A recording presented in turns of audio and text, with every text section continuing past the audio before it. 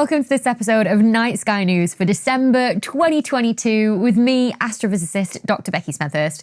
This is the show where we chat about what you can look out for in the night sky in the next few weeks over the Christmas period, and we chat about what's been happening in space news in the past few weeks. Like, for example, the return to Earth from the moon of the Artemis mission, and of course JWST releasing the most incredible deep field image, within which is the most distant galaxy we've ever found. There's chapter markings down here if you want to skip ahead to any of those specific news stories, and any scientific papers I mention are going to be linked in the video description, free to read. So without any further ado, let's kick things off and start by looking up.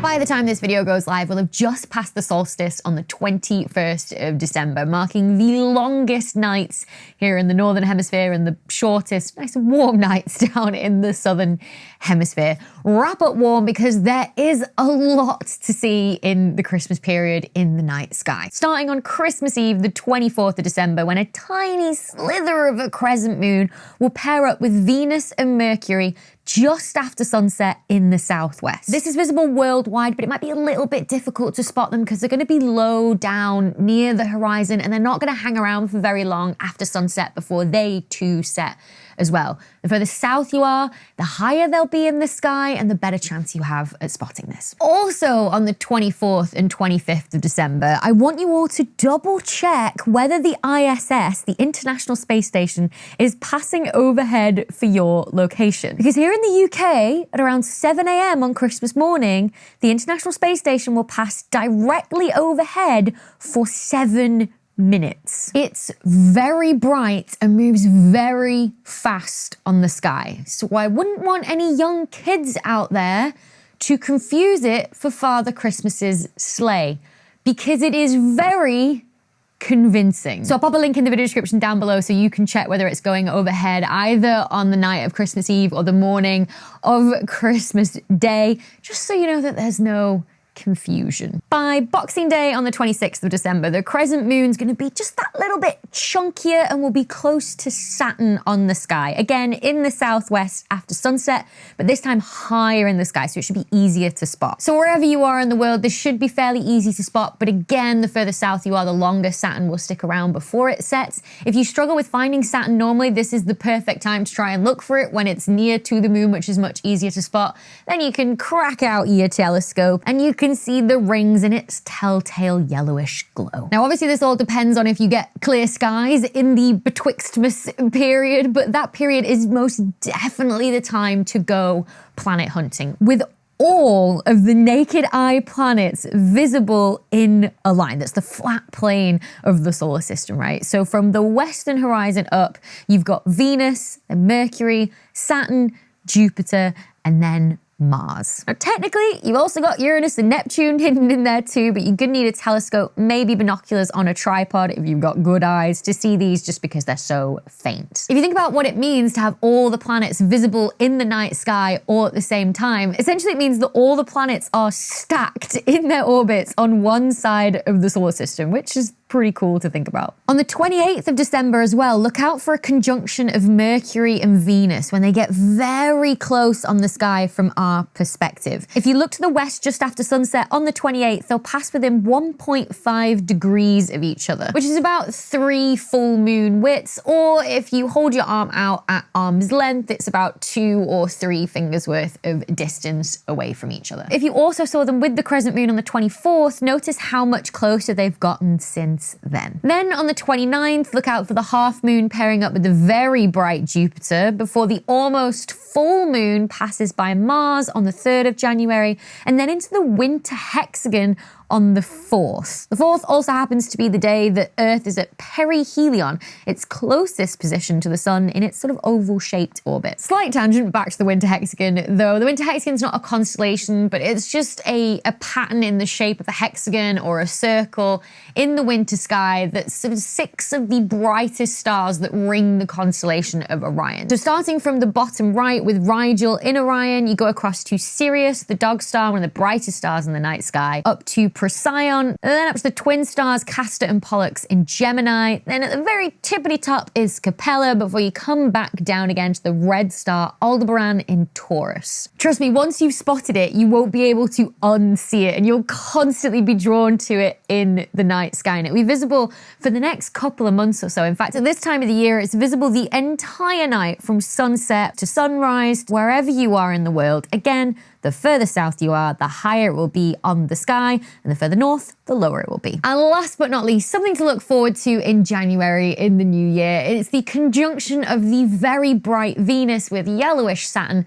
on the 22nd of January. So if you have a lot of clear nights from now until then, notice how the two are getting closer and closer on the sky every night until they're just a quarter of a degree apart. Less than the width of a full moon, much closer than Mercury and Venus's conjunction that's coming up on the 28th of December. I really am so excited for this one, although in the UK it is going to be a little bit difficult to spot again because it's going to be very low towards the horizon. So unless you have a very clear view of that western horizon with no trees or houses in the way, really might struggle to spot this, and it's really only going to hang around for like 45 minutes or so after sunset. But again, if you're further south, you're going to have an easier time spotting this because they're going to be higher in the sky. Beginning to sound like a broken record, aren't I? Plus, my favorite, the crescent moon, aka the toenail moon, is also joining the party too. So for the Americas, it'll actually be closer on the 22nd, the night of the conjunction. But for Europe, the crescent moon will be closer on the next day, on the 23rd of January. Either way, it makes an absolutely great astrophotography opportunity to capture all three of the moon, Venus, and Saturn together in the night sky. So if you fancy trying your hand at some astrophotography, I have made a video before with some tips and tricks on how to get good results with both a smartphone and a camera. And then of course you got to post your pictures and you got to tag me in them on social media because I would always love to see them.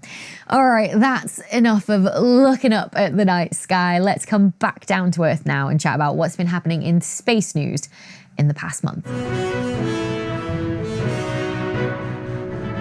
All right, there is a lot for us to get through because not only has it been a big month for space news, it's also been a big month for physics news in general, not least the fact that nuclear fusion ignition was finally achieved on the 5th of December at the National Ignition Facility in California. Nuclear fusion has long been the dream for a future with clean, renewable energy with no harmful waste products, whether that's greenhouse gas or radioactive waste. Essentially, it's the process that happens in the sun and the stars to power them and allow them to give off light and heat. At its most basic level, you're taking 4 atoms of hydrogen and forcing them together to make helium. Now, helium is ever so slightly lighter than 4 atoms of hydrogen, so you've got a mass difference there. And it's that mass difference that's given off as energy because E equals mc squared. Energy and mass are equivalent. Now the problem is you need incredibly high temperatures and high densities to overcome the repulsive forces between the atoms, stopping them from coming together. Now one way that you can do this is with a load of lasers that are all focused on a mix of heavy hydrogen. So mix of deuterium and tritium. Precious tritium is the fuel that makes this project go. And with all those lasers focused on that deuterium and tritium mix, for a fraction of a second, the conditions are just right for fusion of the deuterium and tritium together to make helium. Now, this has been done many, many, many times before. It has been demonstrated, so many different people, so many different experiments have demonstrated that fusion itself is possible. Now can we say we did fusion? Yes, you can say that. Yes!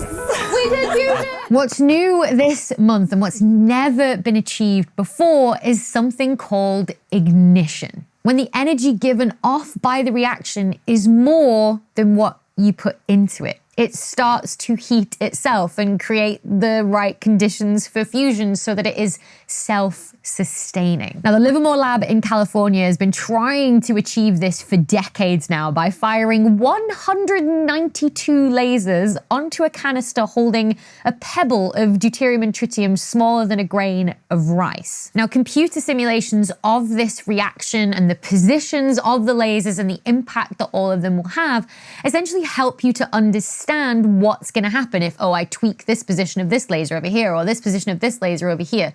The problem is those simulations are incredibly computationally expensive to run, i.e. it just takes a huge amount of computing power and time to do that. But recently, physicists have been using machine learning to speed that process up in order to work out the best way to arrange the lasers for the maximum energy output. It was those breakthroughs that meant that on the 5th of December, when they fired their 192 lasers in their new configuration, they put in 2.05 megajoules of energy and got out 3.15 megajoules of energy, a difference of 1.1 megajoules. They got more energy out than they put in with the lasers. This is ignition, and it is so exciting. It is a huge milestone on the road towards nuclear fusion clean power for the future, and it's definitely something to celebrate,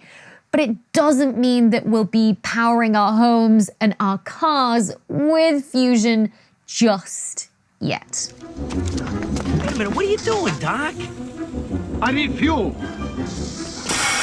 For context, that 1.1 megajoules is about 0.3 kilowatt hours. That's a unit you might recognize from your energy bills. It's enough energy to boil a kettle around about 3 times or watch TV for about 2 hours. Plus, although more energy came out of the reaction than was actually put in terms of the amount of energy the lasers delivered to the reaction, if you compare that to the amount of energy that was actually needed to power the lasers, like the amount of electricity just straight out of the wall, that was 300 megajoules. So 300 times the amount of energy that this whole process actually produced for us. So while the news is exciting, and I don't want to dampen anybody's spirits, I just wanted to manage people's expectations a little bit so that you realize why we're still a good number of decades away from fusion-powered homes and even fusion-powered spacecraft. The good news is that the nuclear physicists and the engineers at the Livermore Lab think that this can be scaled up, so I'm excited to see what the future will bring. And I think it goes without saying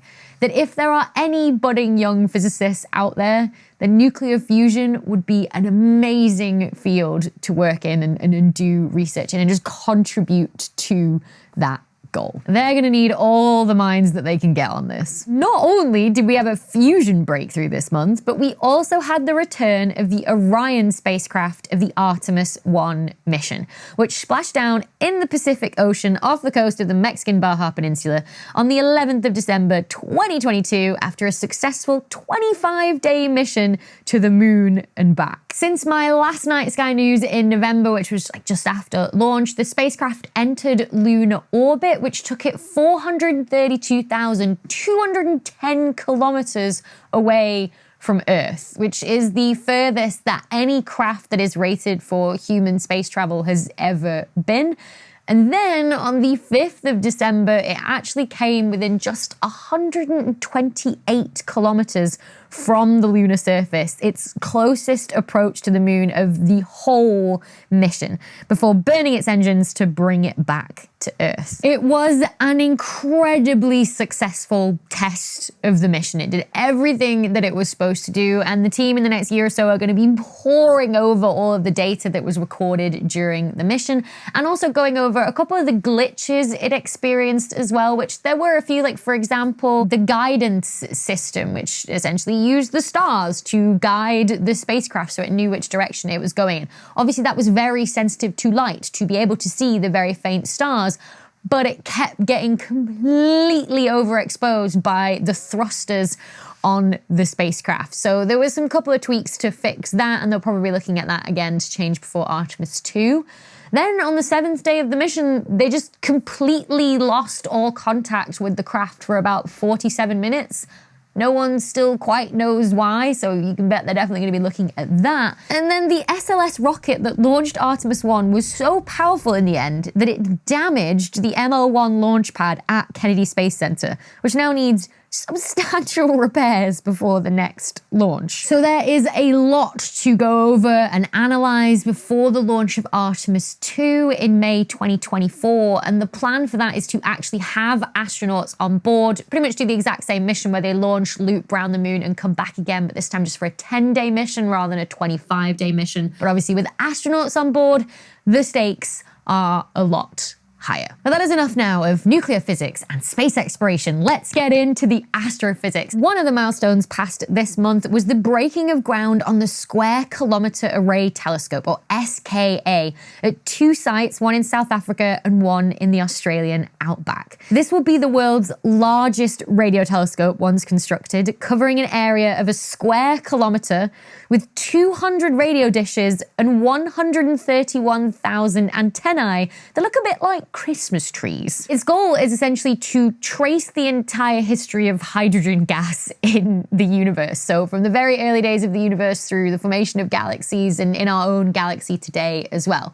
And that's possible because hydrogen gives out a very specific wavelength of light in the radio wavelength range at 21 centimeter wavelength. Now, because of the sheer scale of this telescope, its effective diameter, when you combine all of those antennae together as one telescope, it's going to be incredibly sensitive, meaning it'll be able to detect very faint emission from hydrogen way back before even the first stars formed. So billions of years ago, right in the early days of the universe, not just before the first stars, but the first galaxies and even the first black holes formed as well. If we can study that, we should be able to figure out how that hydrogen gas actually collapsed to form the first stars, the first galaxies, and even the first black holes. Combined with JWST, the SKA is going to be a force to be reckoned with, and hopefully reveal the structure and the hydrogen gas in the cosmic web, this structure that binds together the entire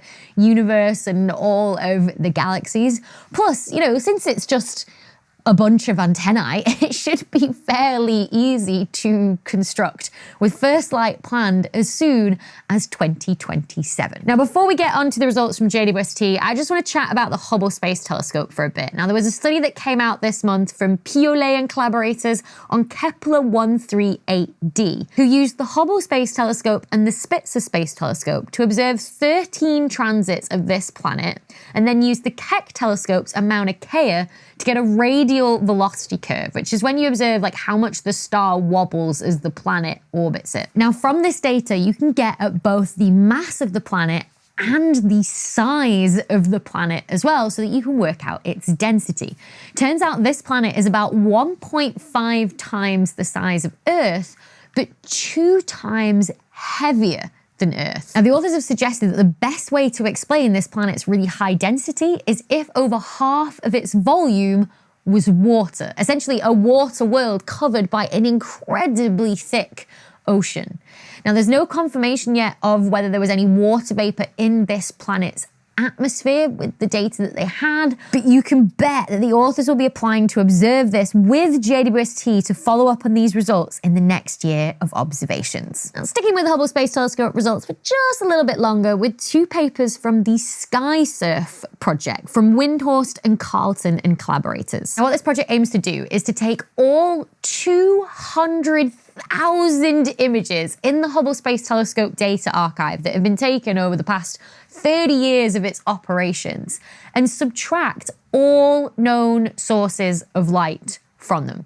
So you take away the light from stars, from galaxies, from nebula in the Milky Way, from asteroids in the Kuiper Belt at the edge of the solar system, and from zodiacal light, which is that faint glow of sunlight that's scattered off dust in the flat plane of the solar system. If you remember from the very early days of my channel, this is what Brian May's thesis, the guitarist from the band Queen, his astrophysics thesis was all about zodiacal light. So that's exactly what they did in these 2 papers. They accounted for all known sources of light, plus also noise in the telescope itself, and yet still found an excess of light, a background amount of light of around about 30 nanowatts per meter squared per square radian of sky that they also found was fairly evenly distributed in all directions, something we call isotropic. Of course, the big question is, well, what is it? Now, one explanation could be that it's more zodiacal light that our current models just aren't accounting for. Essentially, we could be underestimating the amount of dust in the solar system, and maybe it's not actually all concentrated in just one flat plane. Perhaps maybe it is some sort of like spherical component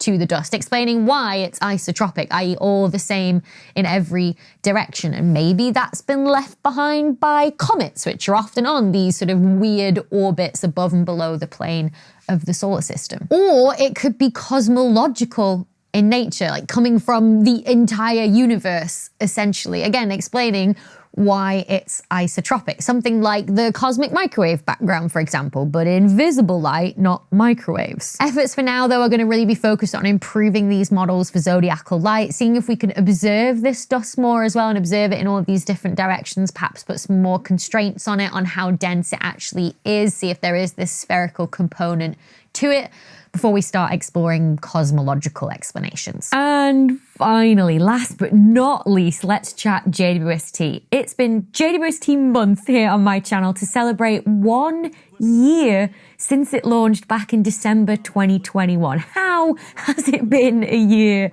already? So make sure you check out those videos if you haven't already, because one of them was about a big result from JWST this month showing photochemistry in an exoplanet's atmosphere for the first time. But now it's time to talk about 2 results from JWST. The first one is from the Pearl teams led by Windhorse, and it's a medium deep wide angle image of the North Ecliptic Pole. So this is taken essentially in the direction of the sun's North Pole, looking directly up and out of the solar system to avoid all that pesky dust. The aim of Pearls is to study the assembly of galaxies over time in a huge range of different environments, so dense environments versus galaxies that have been left alone their entire lives. To do that, you really do need a wide field of view to be able to find galaxies or all those different environments in that field of view, rather than narrowing down on a tiny section of sky, like, for example, in the Hubble Ultra Deep Field. With such a large area of sky, you're also more likely to detect gravitational lenses or supernova or active supermassive black holes as well. And if you keep monitoring the same patch of sky, you can also look for anything that is variable or changing in that patch of sky as well. At the minute, they just have imagery from NIRCam, but there are plans to follow up with NIRISS to get the spectra of the objects in this image to work out what distance they're at. The second study, however, does just that. This one is from the JADES team with 2 papers led by Curtis Lake and Robertson, and this time they have a deep field image, so very narrow field, detecting even the faintest objects with a much longer exposure so that they can find the most distant galaxies. And with this project, they've already got the image and the near-spec follow-up already to confirm the redshifts and therefore the distances of the galaxies in this image. And with it, we have a new record holder for the most distant galaxy known. Move over GNZ11, a piddly redshift of 11-ish. Instead, we now have GSZ13 at a redshift of 13.2. That means that the light from that galaxy took 13.4 billion years to get to us. And it left that galaxy when the universe was only 330 million years old. By studying this galaxy, we're going to get a much better glimpse of what was the universe like when it was so young, and what were the first galaxies like that formed in the universe. Now, the way they figured out how far away each of these galaxies are, how much the light had been redshifted by, was using something called the Lyman break method. Essentially, hydrogen gas, which is the most abundant element in the entire universe, will absorb light at a very specific wavelength. So any light from a distant galaxy, as it travels through the universe and encounters hydrogen gas, will lose that very specific wavelength of light. It'll get absorbed and stolen away by the hydrogen. But as the universe expands, the light from the galaxy also gets redshifted, stretched out by the expansion of space, so that more and more light gets stolen away by each new patch of hydrogen it encounters. At the same wavelength, but the previous wavelengths have now been redshifted to longer wavelengths. What you end up with is a drop-off or a break in the light at the wavelength the light from the galaxy first encountered some hydrogen as it started out on its journey. And so with that, you can then calculate the wavelength difference between what wavelength you now see the break at and at what wavelength you know that the hydrogen gas absorbs light at. That you can then work out, okay, how much has that light been redshifted, and therefore how long has that light been traveling for. You can actually do this with just images too, rather than getting a spectra. So if you let in light through different filters that only let through certain wavelengths, and you see where the galaxy disappears in these different filters to pinpoint where the break is. As you can imagine, that's not quite as accurate as getting a spectrum, so there's a lot more uncertainties involved in that method, but people have still used that method to claim galaxies at redshifts of up to 20 in one of those first images we got from JWST earlier this year, like in this study from Jan and collaborators. Those are just candidate high redshift galaxies. For now, there will be spectroscopic follow-up of that SMACS field that was that first image that was released from JWST to try and confirm the distances to them, just like for the 4 galaxies in the JADES project already. But what's really promising is that the JADES team actually compared those uncertain image estimated redshifts shown here by these 4 different colored distributions, one for each galaxy showing the region that the method estimates the redshift to be in, compared to the redshift measured from the spectrum, shown by the dashed lines then of the same colors. And in all cases, the spectroscopic redshift lies within those uncertain redshift regions estimated by the imaging technique, which does give some hope that these candidate redshift 20 galaxies could actually be confirmed to be at that redshift when we get spectra of them. Like, redshift 20 would mean that the light from those galaxies left when the universe was only 180 million years old. Like, that's insane when you think about that. We've been saying, JWST will help us, look at the first stars and first galaxies, but when you actually, quantify it with numbers, it's hard to wrap your head around. High redshift to me means, redshift 6, redshift 7, maybe redshift 9 if you're lucky. And now we're like, oh yeah, redshift 13 with probably a redshift 20 going to be confirmed next year.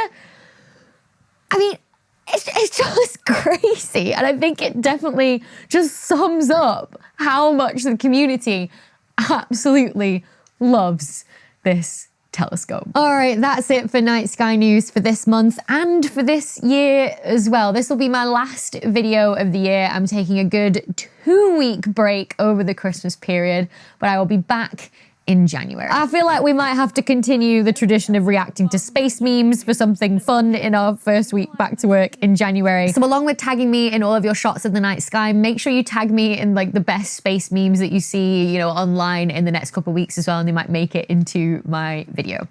But all that's left for me to say now is that I hope you have a very Merry Christmas if you're celebrating, and a Happy New Year. I will see you in 2023, but until then, everybody, happy stargazing. And of course, JWST releasing the most gorgeous deep field. Oh, there's a little speck of dust that went over across the camera then. I saw that. Gorgeous. The further south you are, the better chance you have. It's so northern. It's about 3 full moon widths, or if you sort of hold your fingers out at arm's length. Oh, I volunteer as tribute. I just realized as I did that, I volunteer. Do, do, do, do.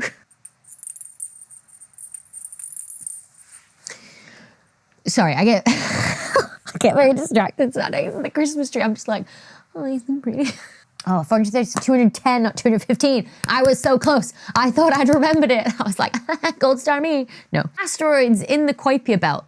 Kuiper belt. Koi. Can never say it. Gerard Kuiper. I'm sorry to all the Dutch people.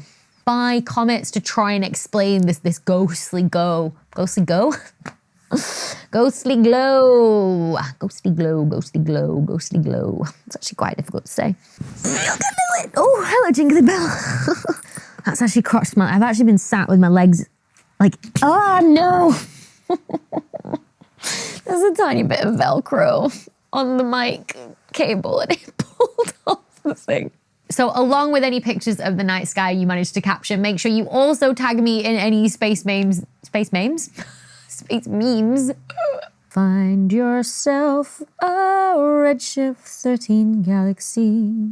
Let Lyman break be your guide. Next year we might just have a redshift 20 galaxy.